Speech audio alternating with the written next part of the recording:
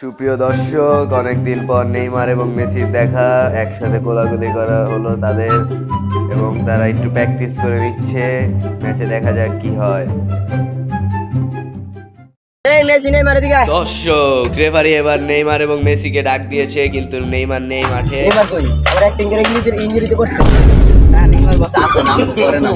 এখন তোমাদের টস হবে, ঠিক আছে? এই পাশ বলে ব্রাজিল হারবে আর এই পাশ বলে আর্জেন্টিনা জিতবে, ঠিক আছে? এখন তোমার টস হবে, ঠিক আছে? পাতা কে তোমাদের কাকা এই কাকা এসা প্রত্যেকবার পয়েন্ট চুরি করে নিয়ে যায়, এর লিগে আমাদের পাতা নিউ। হ্যাঁ থাকো, ফিফা নিউ আছে। এবং টস শুরু হয়ে গিয়েছে, দেখা যাক কি হয়। রেফারির দুর্দর্শকর ফাউলের কারণে আর্জেন্টিনা জিতে গিয়েছে এবং ব্রাজিল হেরে গিয়েছে। আর্জেন্টিনা জিতেছে, তোমরা জিতেছে। এবং ব্রাজিলের সাথে এটা কি হলো? আমরাই আর বুঝবা না, ফিফা নতুন নিয়ম বের হয়েছে। সবাই খেলো। ক্যাসিমিরোর সাথে এটা কি হলো? দুই টিমের করা প্ল্যানিং, দেখা যাক ম্যাচে কি হয়। যে যাকে বেশি দিবে তারাই জিতবে, মানে গোল। দীর্ঘ 7 মাস পর কুস্তি থেকে মাঠের বাইরে দেখা যাচ্ছে নেইমারকে কুস্তিতে ডেকেছে, দেখা যাক কি করা যায়। নেইমার থেকে কুস্তি থেকে তাদের দলের দুরবস্থা বলছে, তাদের ফাউল এখন নাকি আর আগের মতো চলছে না। নেইমারকে ভালো করে ফাউল করার পরামর্শ দিল কুস্তিতে। এইদিকে নেইমার আবার হঠাৎ রেফারিকে ডাক দিয়েছে, দেখা যাক হয়তোবা কোনো জরুরি কথা বলবে।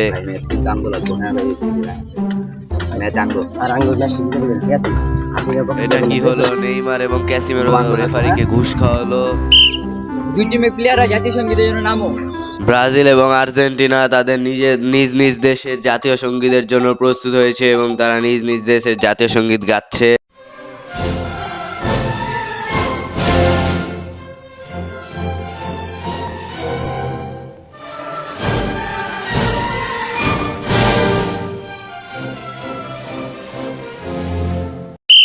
রেফারির বাঁশির শব্দ শোনা মাত্রই দুই দল নিজেদের জায়গা নিয়ে নিচ্ছে এবং ব্রাজিল তাদের ওয়ার্ম আপ করে নিচ্ছে।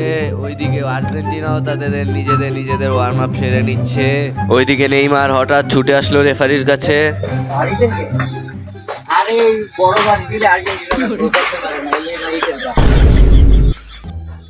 ক্যাসিমিরোর পাশে শুরু হয়ে গেল 2024-এর ওয়ার্ল্ড কাপ। নেইমারের পায়ে বল, নেইমারের শট এবং গোল। তাদের উদযাপন এবং আর্জেন্টিনার জন্য দুঃসংবাদ। গোলের পর সেন্টার করে শুরু হলো আবার ম্যাচ। ডি মারিয়ার বাইরে থেকে বল মিস এবং নেইমারের শট, আবার গোল। তাদের দ্বিতীয়বারের মতো আবার উদযাপন। অ্যালিসন বেকার তার বউয়ের সাথে কথা বলছে। অ্যালিসন বেকার আর সত্যিই বেকার হয়ে আছে। ডি মারিয়ার পাশে আবার ম্যাচ শুরু। নেইমারের পায়ে বল, আবার শট, গোল। কিন্তু নেইমারের অভিনয় শুরু, কিন্তু ক্যাসিমিরোর আবেদন, এটা গোল। নেইমার আবার উদযাপন শুরু করেছে। মেসির পাস, আবার ম্যাচ শুরু। মেসির পায়ে বল, মেসির শট এবং গোল। ব্রাজিলের আবেদনে রেফারির কল, এটা অফসাইড।